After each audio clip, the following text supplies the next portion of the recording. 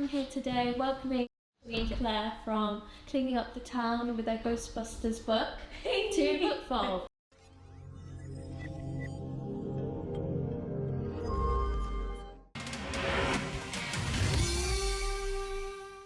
I'm Claire Bueno, the author of Cleaning Up the Town, Remembering Ghostbusters. It's a story that was inspired by my brother, Anthony, who directed a documentary that we made. I did, so I have absolutely no purpose in being here. It also had nothing to do with the book, except for I am in it. I thought, why not mix the real world of psychic research and make it good old-fashioned ghost comedy? So you've actually answered my first question, but I still want to ask you, what inspired you to become a writer and led you to where you are today? Well, that's a really good question, and I have always wanted to be a writer since I was about 15 years old, and you know, was kind of persuaded by careers officers and things to choose a realistic occupation, and here I am many decades later, having sort of fulfilled it. But I've always wanted to write. I remember even as a child really enjoying writing, you know, spooky stories, and so yeah, I'm probably a testimony that it's never too late to get behind a typewriter or a computer or a pen and start writing. But it's something I've always wanted to do. Yeah, and it's so good that you've been able to achieve that. You said your book started off as a documentary about Ghostbusters. So what was the biggest challenge in turning the film into like a written narrative? I mean, originally we had a very different structure for the film, and just through, you know, the interviews, the amount of interviews that we were getting, it ended up becoming a much bigger project than we thought it was going to be. And at that time, there was only the two Ghostbusters films. You know, that and a game that was about to come out. I think it wasn't actually, it was long before that. So it was just the old cartoon and the film. So, but as the growing word spread and we interviewed more people, it was just like, okay, well, we're not going to focus on the whole two films and franchise in a whole, we'll just focus on the one film.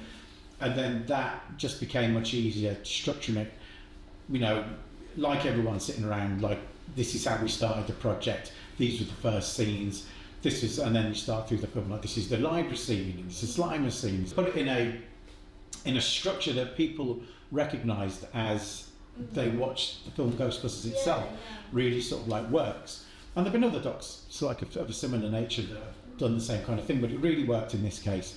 That does help when it came from like Claire, when she's writing it. It kind of, there's certain things you don't have to think about and think, yeah, we're just going to try and follow the same sort of like pattern, but we're just going to really flesh it out much more because it's a book. Yeah, exactly. Pick it up from Anthony. There were so many stories that we were told, even to do, you know, not just anecdotal funny stories, but the making of the film, you know, much more sort of granular information that we couldn't put into the narrative of a 2-hour documentary.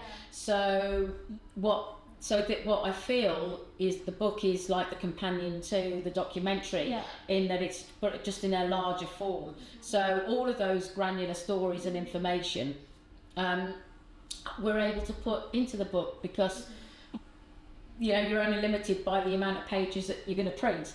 And what I definitely wanted this book to be, and it is 577 pages, it's a big book, but I just wanted all of these stories that everybody told us from the making of Ghostbusters to commit that to history. And so the book is just an extended version of the documentary containing the stories that we couldn't put it in, but it fits the narrative of how we follow the film chronologically, not just Ghostbusters. The documentary follows the scenes within Ghostbusters. I have also been able to do that with the book and follow each scene by scene. As we've got testimony about it, I've been able to construct the book in that way. That's amazing. So I'm so glad that you've been able to find a way that works with both, obviously, documentary and your book, and it sounds wonderful. It is. There's a real kind of synergy between the two. The documentary was very well received, so hopefully, you know, people will feel the same about the book, and you know, sitting and immersing themselves. And I mean, it's a different experience, like reading something compared to a documentary, but at least with this you kind of get a bit of both. And I don't feel like you have to watch the documentary to read the book, or you don't have to read the book to watch the like, it will be good, but to put them both together, it'll be a really good like way of combining the both, and the way of remembering obviously Ghostbusters. Yeah, absolutely. Thank They you. complement themselves. Exactly. My next question is, so what advice would you give to writers who want to explore these untold stories from pop culture history? Just go out and do it. Yeah. It's as simple as that. You know, we haven't come from any connection to the film industry prior to us entering into it. But you know, if there's a you know, a genesis of an idea, just give it a go. That's all, you know, which is exactly what we did, wasn't it? The way we were able to do it, the contact information is much more achievable to find than back, you know, maybe even sort of 20 years ago. We used IMDb Pro, IMDb being the Internet Movie Database, and we signed up to their subscription site where they contain all the agent and publicist and contact management information, and we started there. But you don't have to kind of start with the big stars. Maybe, you know, find your feet. I mean, we did actually, didn't we, Ernie Hudson? So Ernie was the first person we contacted, the first person to say yes, first person we interviewed, and that's just the way that it happened. It wasn't sort of like plan. He was in the we filmed in the UK. He was the first one because he was over here in a convention. So it all really fell into place. But it is very much, it can all seem daunting, and especially when you've got no connection at all and there's no way of knowing how you make those connections. But as soon as you put a few things together, like IMDb Pro, where the agent or manager contact details mostly reside. And now there's Twitter, and that didn't exist sort of like way back when, or whatever it's called now, X and Facebook and stuff. So there are ways you can contact people less formally.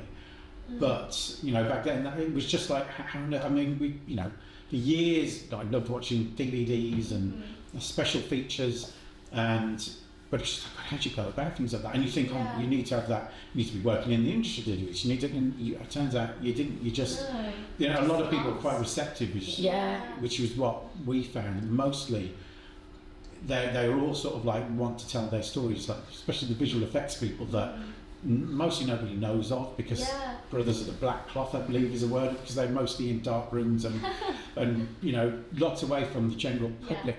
But whereas, you know, everyone's got a story to tell, and that was the whole, you know, ethos behind the film, is that it doesn't matter who anybody was or what part they played, everybody plays an important role. And some of the pushback we got before we started was, well, you're never going to get Bill Murray. And it was always something that used to gnaw it, because it's like, well, I know he's a big part of the film in terms of what you're watching, but he isn't the be all and end all. He didn't write it, he did a bit of ad-libbing, rocked up, did his job, but there was all these other people who actually got this film made, and it's their stories are just still more so important than his. So it's like that was a whole kind of push forward. I want to hear their stories, and then you do, and it's just it's fantastic.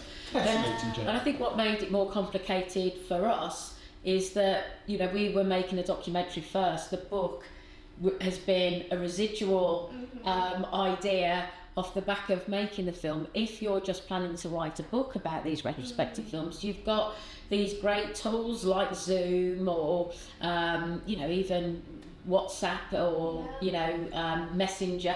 You know, there's all these video tools, and you don't even have to do video because as long as you've got audio. That's there are tools out there to be able to support, you know, but really just go out there and give it a go, and you know, don't set yourself, you know, too high a goals. Start small and allow yourself to build upon it and enjoy the process. That's the main thing, isn't it? Enjoying it. Going on that journey. 100%. Well, it sounds fascinating, and it's so cool to see that, you know, you weren't in that industry and you've managed to build something really special. Thank you. No, it's okay. So How did you make the story engaging for readers who may have not been familiar with the documentary? Well, I think at the root of everything that we've done is about the people, isn't it? So even though we talk about the filmmaking techniques and how they made Slimer, and there was a man in a rubber suit, or the library ghost that's that's a puppet. Ultimately, our story it has a human interest story, and hopefully I've been able to achieve that. The great thing, I suppose, that's made it very easy for me is that just the wonderful personalities, isn't there? That were in the film and in the book. They're funny. Their anecdotes are hilarious. And then I also wanted to break up the book from just this kind of like information overload on cameras and film stock and all of those kind of stories by introducing our story into making the documentary, this kind of maverick, these two people that had this crazy idea to make it, because lots of people ask us, how did you get involved, how did it all start?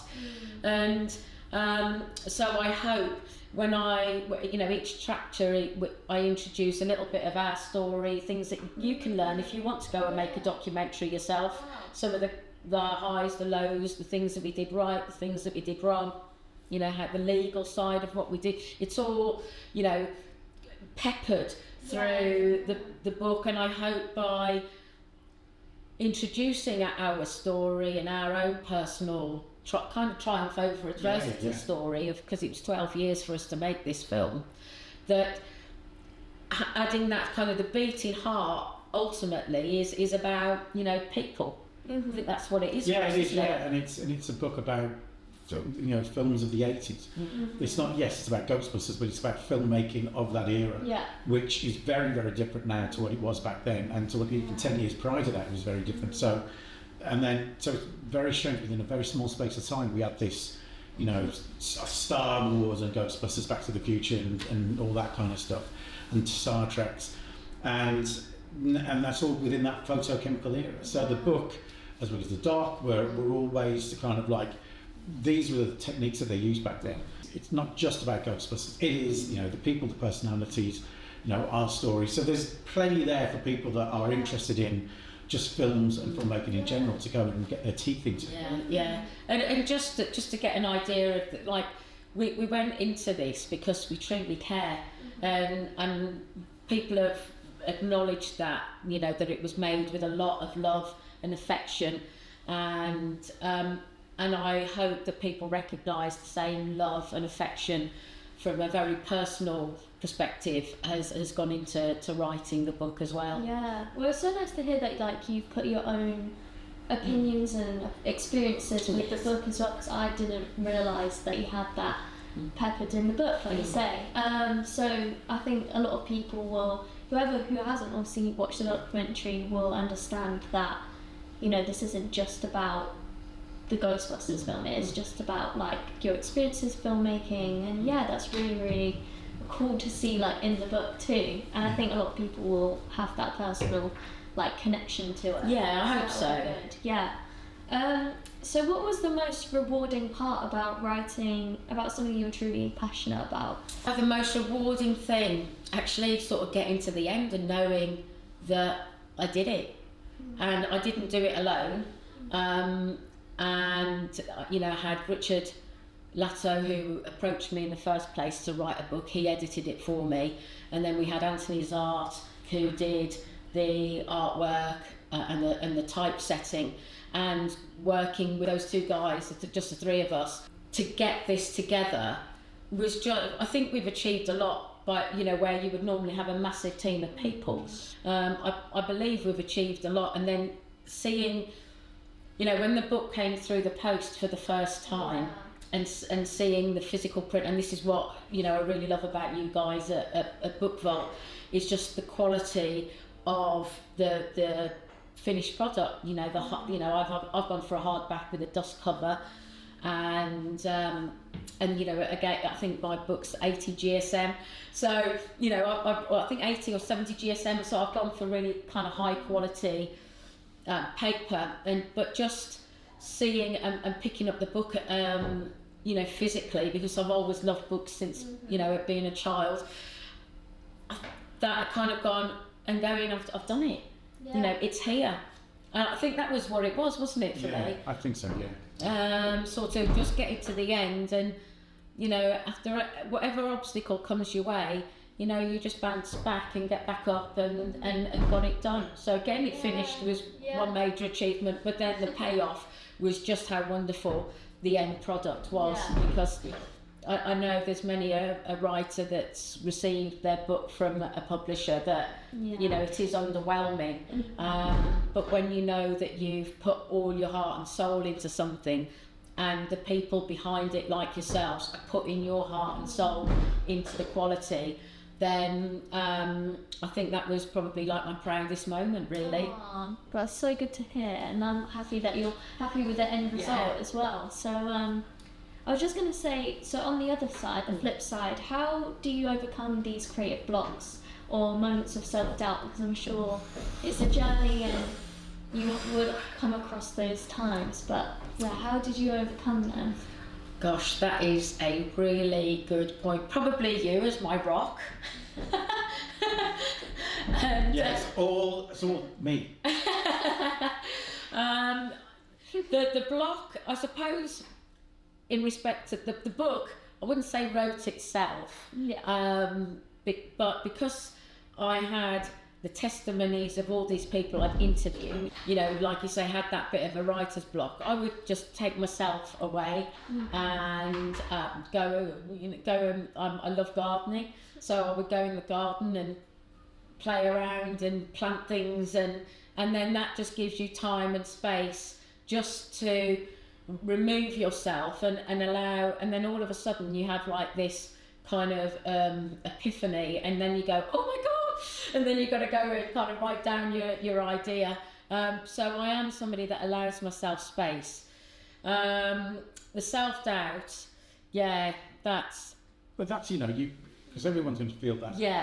Any line artist, of work. And it's just relying on, you know, and it's not around surrounding yourself by sycophants or anything like that, but there's like people who understand your work and get it. You know, they're great people to kind of bounce those kind of ideas off. It's like, am I going off course with this, or... And you learn in the end to trust that kind of inner voice, that gut feeling.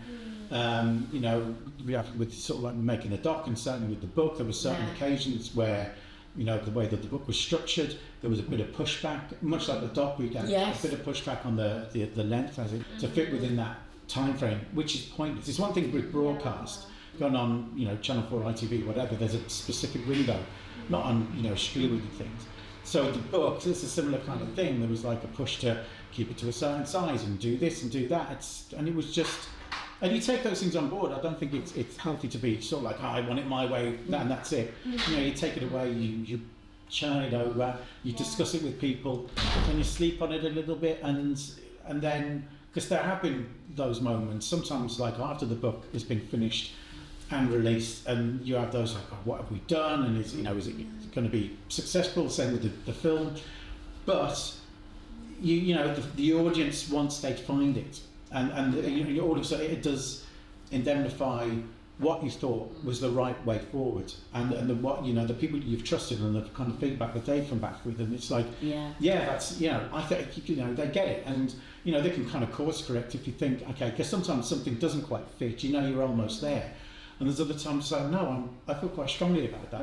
And thankfully we live in such a world now where we don't have to rely on like commissioners, a network or a publisher that's established. You can go, well, actually no, I feel if I sacrifice that, I'm sacrificing the integrity of the book, of myself.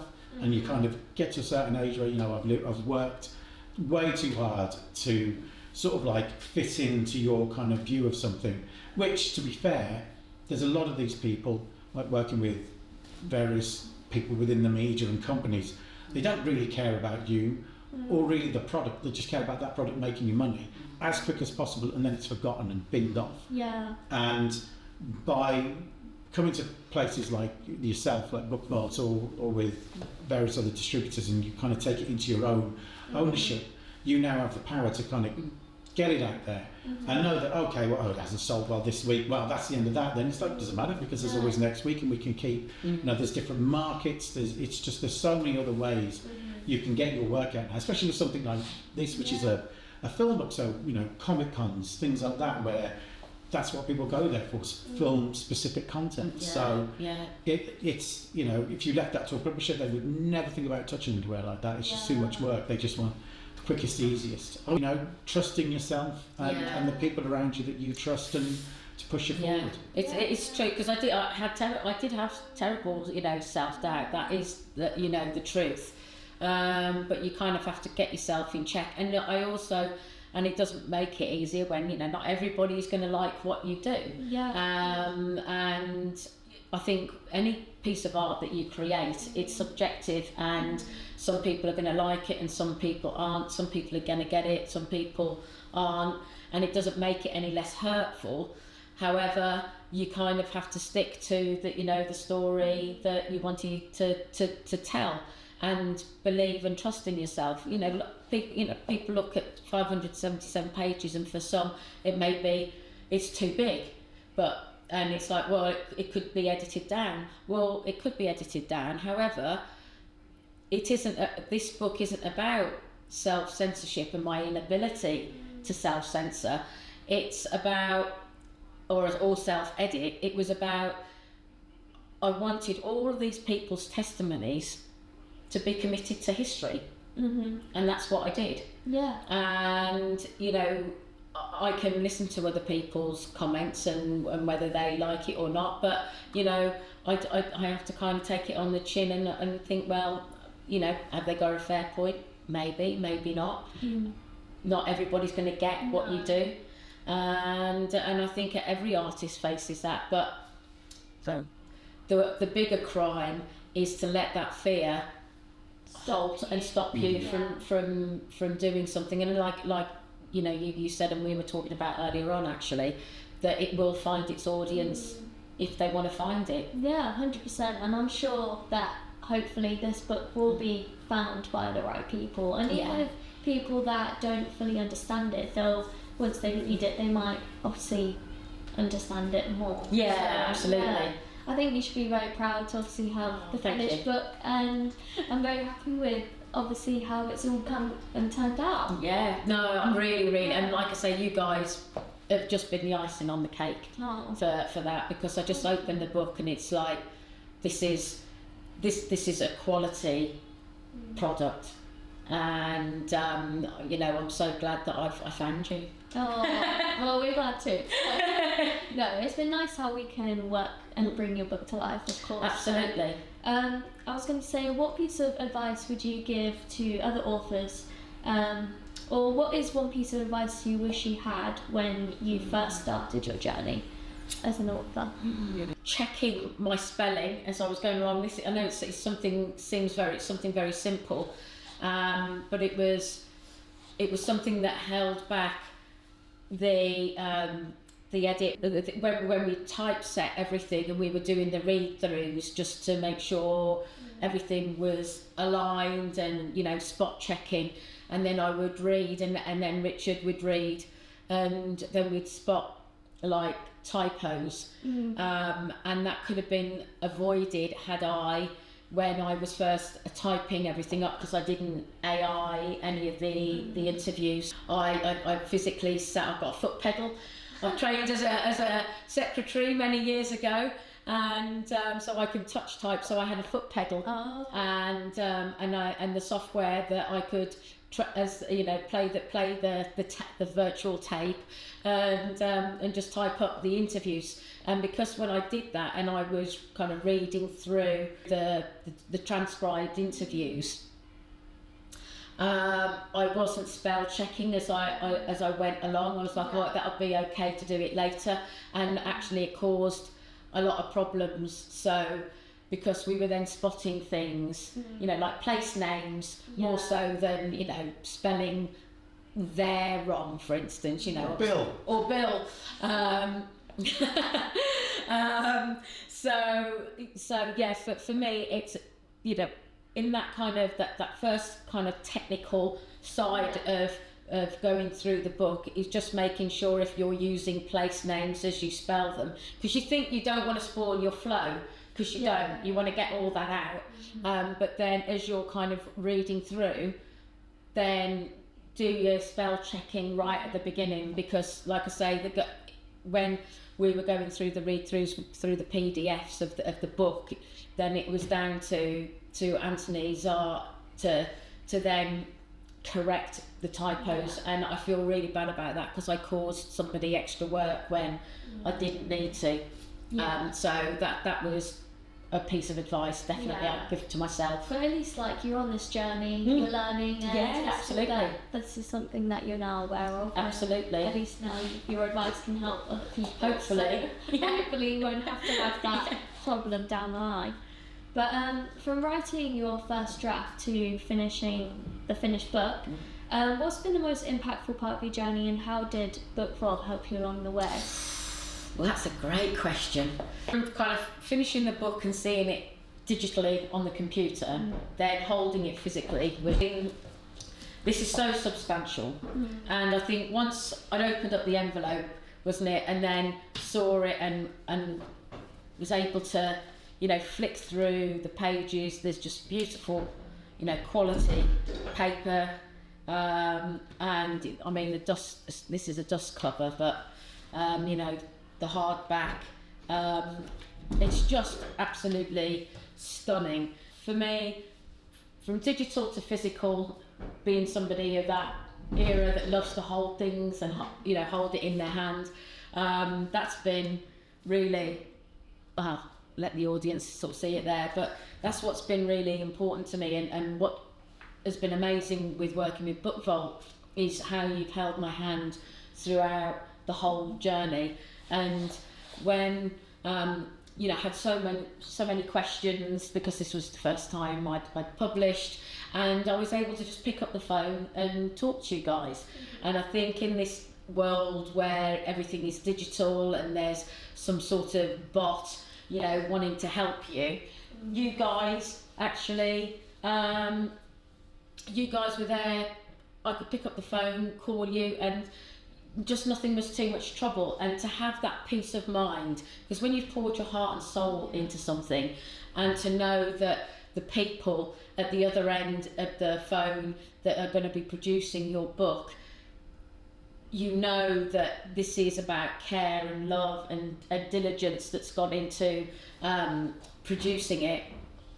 That peace of mind is priceless, really. So you guys, the way that your professionalism and just that, you know, nothing was ever too much trouble has just been amazing. You've really helped, you know, get me from A to B, and so I'm very, very grateful. Yeah, that's wonderful, and that's obviously great to hear that you felt supported. And absolutely. So obviously this is your first time writing a book and being an author, so it's great that you've been able to use this as a tool to help you through that journey. Yeah, absolutely. From the very beginning to the very end. Yeah, absolutely. There are human beings behind this company. Yeah. You know, it makes all the difference. Yeah, we're not just robots. No.